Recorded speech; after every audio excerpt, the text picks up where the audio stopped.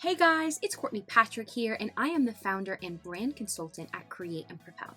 In today's video, we are going to talk about a topic that no one likes to talk about, and it is what brand has to do with redundancy, or for my American viewers, layoffs. So we are probably all aware of the effects that COVID-19 has had on the economy. And so unfortunately, as employers, we are having to talk about some really difficult decisions for our businesses. Decisions that we don't want to have to make during a global pandemic, but we have to keep the business afloat. And of course, one of the big things that we're talking about at the moment with the phase out of the job retention scheme of the UK, and of course whatever's happening in the US and around the world, is that without that government support, businesses are going to have to let a lot of people go. And so we will never be able to take the pain away completely for our teams, and it's important that we recognize that. But what we do have to think about is, how do we make the process human? How do we do it in a way that protects our brand as much as possible and minimizes that pain, not only for the people that are unfortunately losing their jobs, but for all of the team members that are staying behind?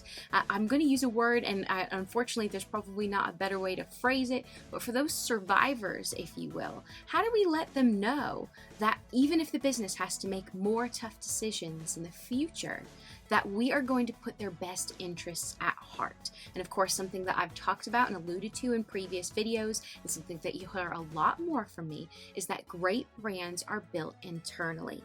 So if our team feels a little bit off the course, then our customers are going to feel that too. And so there's a bigger knock-on effect from that.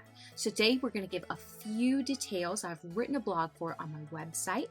I'm going to give you the short teaser intro, and if you want some more information, you can of course visit my website at www.createandpropel.com/blog, and that will give you all of my blog topics where you can think about what we're talking about today.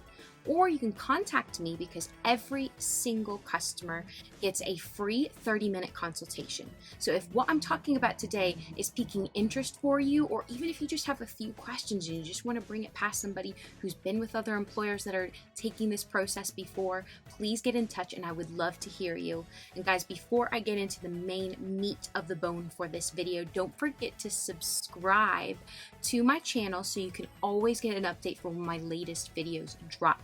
And something that I want to talk about today before we get into it is I have recently started a new Monday motivation email series. And the reason for doing that is because, in light with this topic, 2020 has had a lot of negative things happening around the world. We are constantly consuming that negativity in our news, in our social media, in our conversations, wherever it might be. And so I have had to make sure that I am consciously putting some positive content in my day so that I'm not constantly starting off on the wrong foot. So by signing up to these emails, it is not going to change your world, it's not going to change your business, but hopefully it brings a smile to your face every Monday, where I share good news, positive quotes, motivational videos, anything that I'm reading and consuming that's making me feel good. I want to share that with you. So to sign up to get onto that email list, it's www.createandpropel.com/propelyourmonday. So check it out if you're interested. Now, let's get to it. So the first question we should answer is, what does brand even have to do with redundancy and layoffs? Well, let's start with a simple definition. So again, it's something that I've covered before, but your brand is your corporate identity. And so it's an impression and a perception that we create in the minds of our customers and in the general marketplace. And we create that perception through the feeling and experience that our brand creates. So if we just focus on that word experience here, even if you are selling a product, your team is vital to creating that experience. Because in the service industry, of course, you know the power of having a happy employee, because it makes for a happy customer experience. But even if you're selling a product and you've got a customer service team, or the boxing and the packaging that goes around that product, it's creating an impression in your customers' minds. And so when your team are engaged, and when they are happy, and when they are bought into your brand, they are creating the best possible perception for your brand out into the marketplace. They are making your customers happy and excited. They're creating the experience that none of your customers or competitors can steal from you and replicate on their own. So it's important that we understand that, because when we are talking about a redundancy or a layoff structure in a business, it is going to create a discord and a disconnection with your team. They are going to lose their faith in you, unfortunately. And something that I've talked about in previous videos is change creates chaos. None of us as human beings like change, and we especially don't like change when it has a negative ramification on ourselves. And so we need to be thinking, of course, of all of the legal things that go into having a corporate layoff or a redundancy program. We need to be thinking about all of the operational concerns that are going to take place. We need to be thinking about how it's going to affect, the wider financial strength of the business. But something that a lot of people do not think about or probably push to the backbone is, what is the reputational risk? And that's where your brand comes in. Because not only do you need to think about the message that you're getting out to the marketplace to say, look, from a customer perspective, things are going to feel and look a little different for you operationally. But also, we need to make sure that the team that's staying along the journey feels bought into the brand moving forward, that they feel as if they somewhat understand the objective for that, and they feel supported and listened to in the process. But also for all of the people that are leaving, they may be going to your competitors. They are speaking to your customers. They are going to create your reputation moving forward. They are going to have a lot of control over that. And maybe they're not the biggest influencer in the world, but as a business owner, you will know you want to protect that reputation. And so they're never going to like the fact that unfortunately they are part of that program, but perhaps they can understand and feel that you've done everything you could to respect their needs during the process. And that is where brand comes into the picture. Now, I love to give you guys some statistics, as you know. So let's kind of flip it instead of focusing on the negative, because obviously that is a large portion of when you have a redundancy program or a corporate layoff structure. But what happens when you do have an engaged team? In a Gallup poll, it said that not only do engaged teams have higher productivity, they have a decrease in absenteeism and a decrease in sick days. So all of this comes full picture. When your team are engaged and bought into your brand and feel respected, they're going to work harder and they're going to invest more in your organization. And that's not about cracking the whip. It's about making sure that when people feel like they're part of that bigger organization and they buy into that and they value that, they're going to come on this journey with you instead of constantly being a force that's pulling against you. And that's what we want as a business owner. Now let's answer some questions, because I've just explained to you how brand fits into redundancies and corporate layoffs and what the potential harm and risks could be. But you would be surprised how many of my clients still don't understand the tangible impact that a redundancy can have on your brand. Now, my first question is, how many people are you laying off, or how many people are being made redundant? Now, what harm could that number of employees have on your existing projects? Or what harm could they potentially have on your customers? I know that not every single employee is going to have a lot of pull, but you need to be mapping out those risks and figure out, who does have pull on those two specific areas. What potential bad news stories could the local media pick up? Guys, unfortunately, we live in a world where the media is going to look for those negative stories to name and shame the employers that they feel like aren't doing their job to protect their teams during COVID-19. So think about it from that perspective. And last, but certainly not least, how many of those employees are realistically going to go and work for your competitors? What information could they share about you or your projects or your products or your services because you've left a bad taste in their mouth.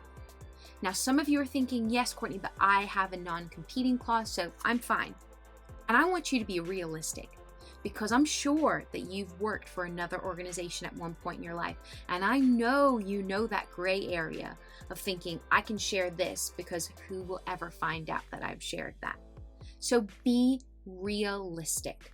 The first step to making sure that you are minimizing the pain of this redundancy program for your people and for your brand is to map out the risks. Get together, think about the legal ramifications, think about the operational considerations, and it's guaranteed that that's probably all you're thinking about during the process.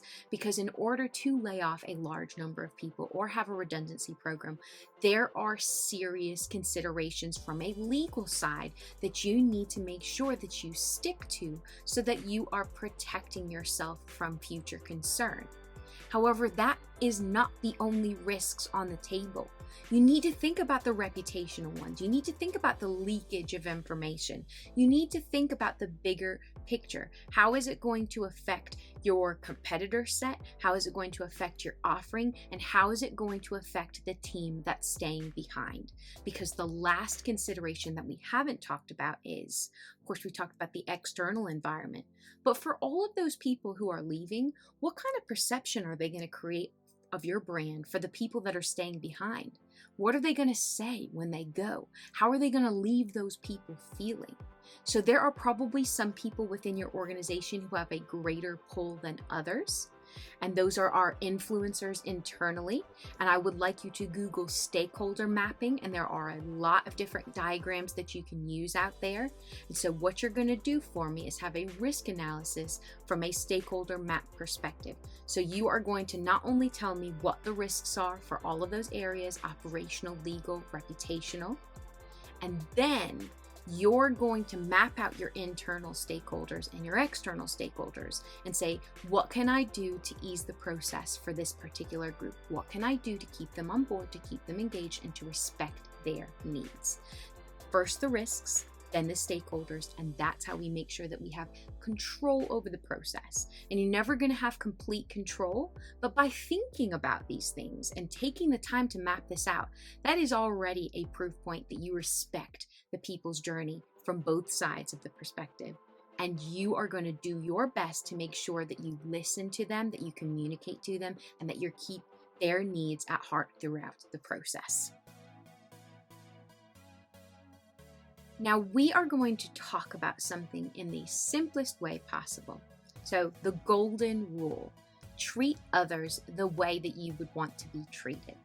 But I'm going to make that into a slightly different perspective, because if we talk about it specifically with corporate layoff or redundancy, the key thing to think about is the way that you treat the people that are leaving paints a picture to the people that are staying.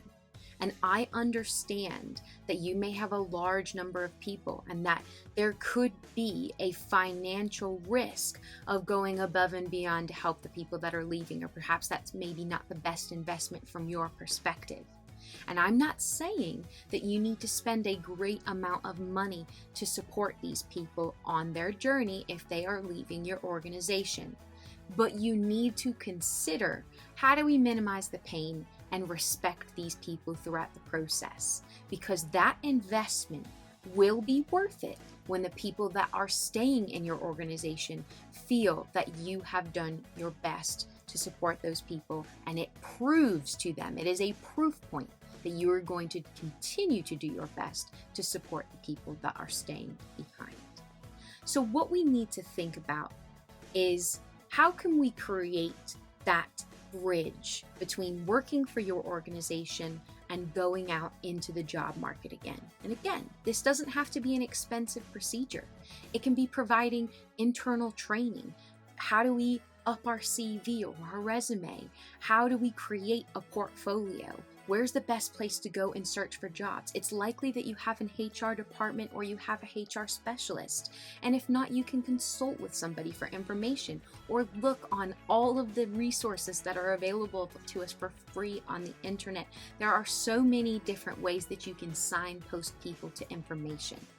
And again, we are going to be talking to people that unfortunately are going to have a negative reaction to the change that's just been put before them. But by giving them resources, it means when they are ready to access those, they know that they have a place to go. And this is about helping people bridge that gap between the two worlds and go on to the next chapter. But there are a lot of different other things that you can do. And so what you need to ask yourself is, what do I value as an organization? That's a topic for a whole other blog and whole other video if you do not have corporate values. However, if you do, I want this process to feel like it's relevant to your brand. So for example, if you value being human, then perhaps part of your resource and support for the people that are leaving is having a sit-down consultation with each and every individual to talk about, how are you feeling? What's going on? Let's sit back with a coffee or a tea and just have a human conversation and have some interaction. I don't know what it looks like for your brand, because you need to think about what you value and make it unique to your specific values set. That is another proof point that we don't just throw a lot of words and messages out there, that we believe in what we say. So make it feel relevant. Think about bridging that gap, giving people resources that they can use to feel supported, not only for now, but once they leave your organization, that they feel prepared for the next step. So guys, that is all I'm going to share in today's video.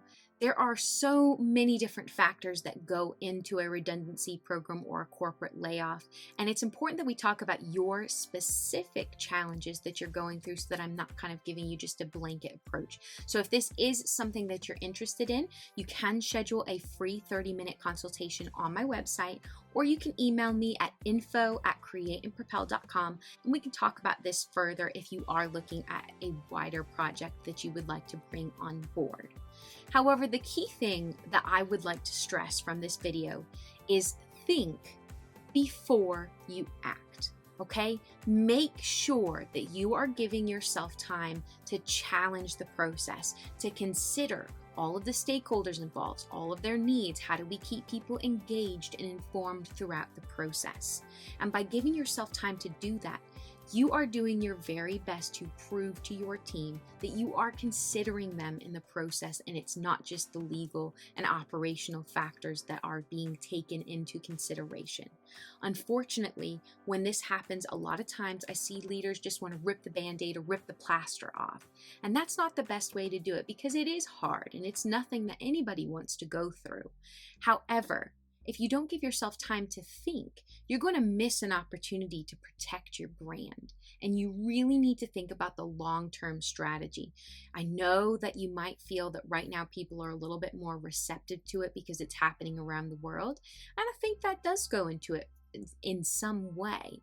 However, that doesn't mean that you can just throw all of the work you've done on building your brand away by acting quickly. Consider the stakeholders, consider the needs, and think about how you can make it human. How do we minimize the pain and support people onto the next chapter, both those leaving our organization and those staying? So if you have any questions, feel free to drop them in the comments below, or again, contact me at the details at my website. If you do go to my blog, I do have a specific post that is titled, "What Does Brand Have to Do with Redundancy?" So you can also look at the information presented there. But again, feel free to get in contact, because I'm always happy to talk about your specific challenge. So I hope you found this useful. Thank you guys so much for always tuning in and looking at these videos. And again, don't forget to click subscribe so that you can always be in the loop with the latest videos that drop. I appreciate your time, and please do get in touch if you do have any questions.